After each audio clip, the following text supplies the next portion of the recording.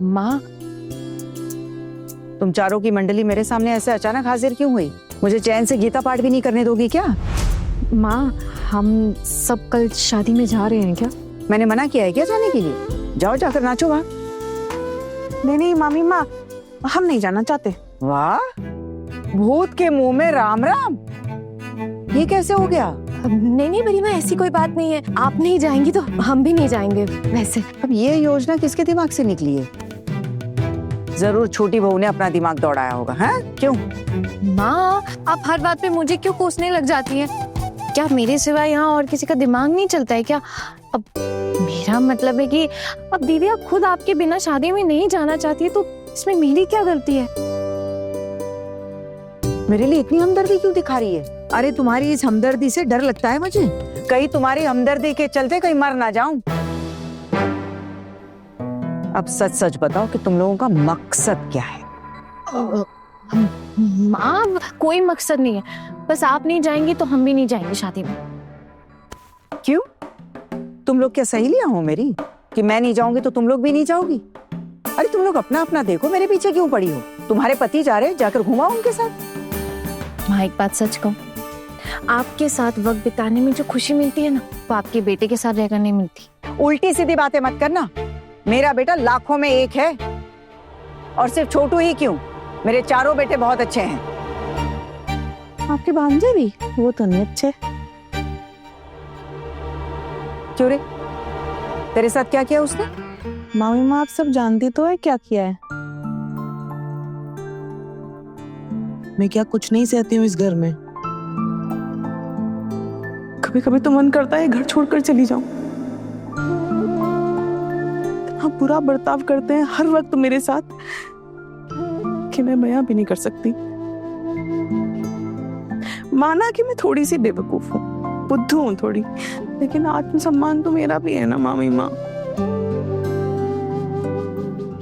चुप कर, और ये घड़ियाली आंसू मत बहा। अब शादी हुई है तो इतना तो सहना ही पड़ेगा। हम सब ने सहा है, तू भी सह लेगी। कोई बड़ा बलिदान नहीं दे रही हो तुम, घर गृहस्थी के लिए कर रही हो जो भी कर रही हो। अरे मर्द है, बाहर निकलना पड़ता है पैसे कमाने के लिए, होता है माथा गर्म, और इतनी छोटी छोटी बातों को दिल से लगाकर बैठेगी तो कैसे चलेगा? मामी माँ, गुस्सा एक बात है और बेइज्जती करना दूसरी बात है। मैं चाहे कितनी भी बेवकूफ क्यों ना हूँ, लेकिन मान और अपमान में तो फर्क समझती ही हूँ ना।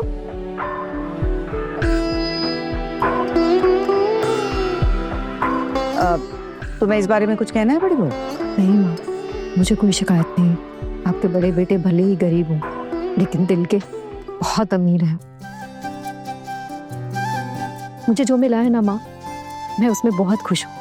मुझे किसी से भी कोई शिकायत नहीं है।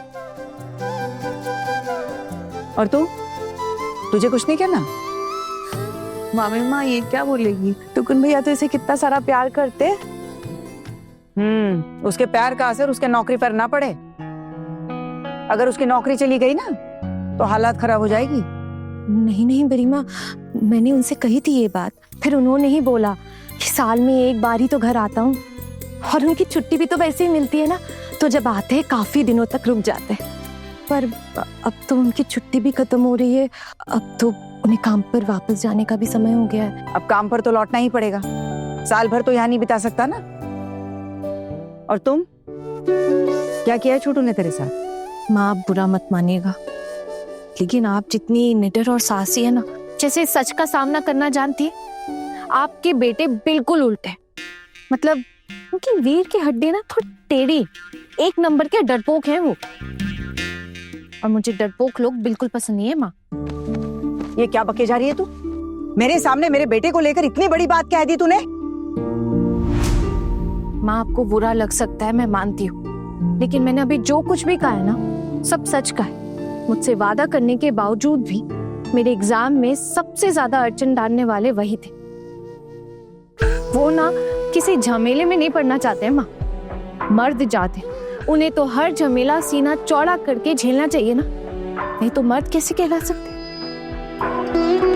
कहना क्या है तुझे? माँ, मैं बस इतना कहना चाहती हूँ कि आपके बेटे से ज्यादा मुझे आपके साथ वक्त बिताना अच्छा लगता है, और कुछ सीखने को मिलता है आपसे। ठीक है, अब जिसको जाना है उसकी अपनी मर्जी है। मैं ना ही किसी को जाने के लिए बोल रही हूँ और ना ही किसी को रोक रही हूँ। और फिर ठाकुर जी की जबान तो फिर से कैंची जैसे चलने लगी है। जवानी में ऐसे ही चलती थी, जो मन में आता था ना तब भी सुनाती थी और अब भी सुना रही हैं। अब अगर तुम में से कोई नहीं जाएगा तो ये भी बोल सकती है कि मैं नहीं मना कर दिया था आने से। नहीं माँ, ऐसी बात नहीं है, आपने तो मना नहीं किया है जाने के लिए, लेकिन हम खुद वहां नहीं जाना चाहते। मन में एक इच्छा है, आप कहें तो बोलूं? अब तुम्हें किसने रोका है, बोल दो। वो माँ, हम ना कल खूब मस्ती करना चाहते हैं। मस्ती करना चाहते हैं मतलब? मामी माँ, वो हम सोच रहे थे कल ना हम बहुत मजे करेंगे। वो घर खाली है ना एक दिन के लिए, तो हम ना पार्टी करेंगे, पार्टी। हैं? क्या करेगी तू? माँ, वो पिकनिक पिकनिक पिकनिक मनाएंगे।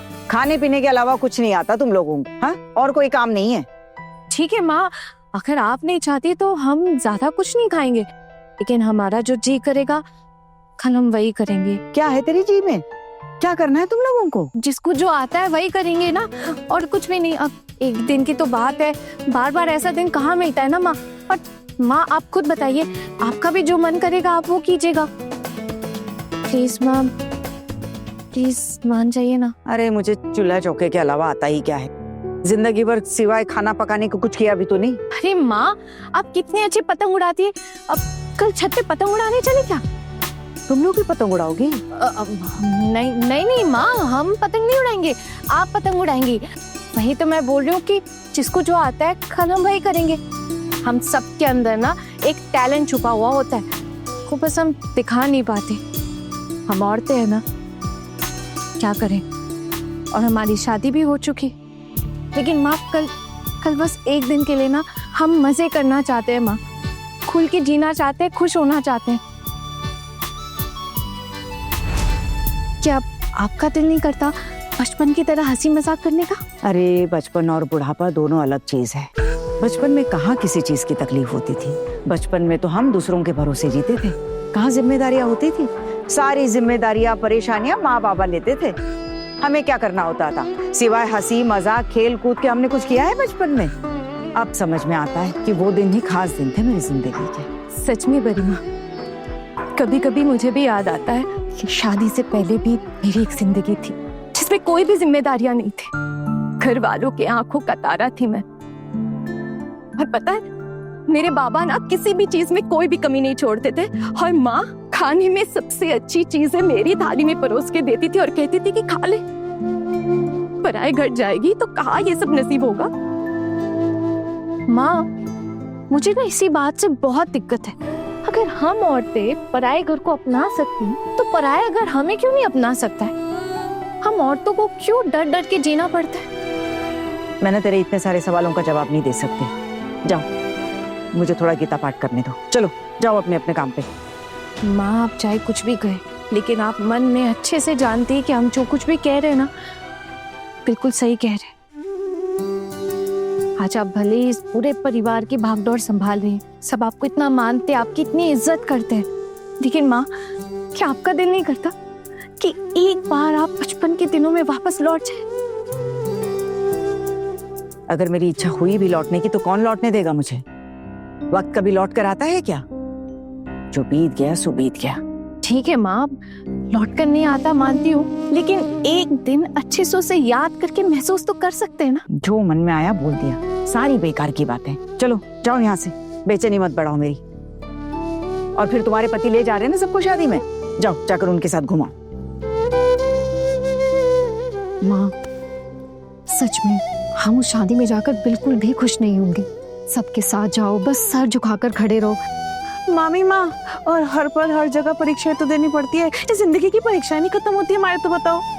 बिल्कुल सही कहा आपने दीदी, जरा सी भी चूक हुई कि नहीं कोई ना कोई डांट देते, ताने सुनने पड़ते कि हमारी इच्छाओं की कोई अहमियत नहीं है। इसीलिए तो मैं बोल रही हूँ कि कल हम सब अपने लिए वक्त निकालते हैं, अपने लिए समय निकालते हैं, बस एक दिन अपनी खुशी मनाना चाहते हैं। माँ प्लीज मान जाइए ना, प्लीज। ठीक है, जिसको जो अच्छा लगे वो करो, लेकिन इस सब में मुझे मत घसीटो, ठीक है? जाओ अब यहाँ से, मुझे गीता पाठ करने दो।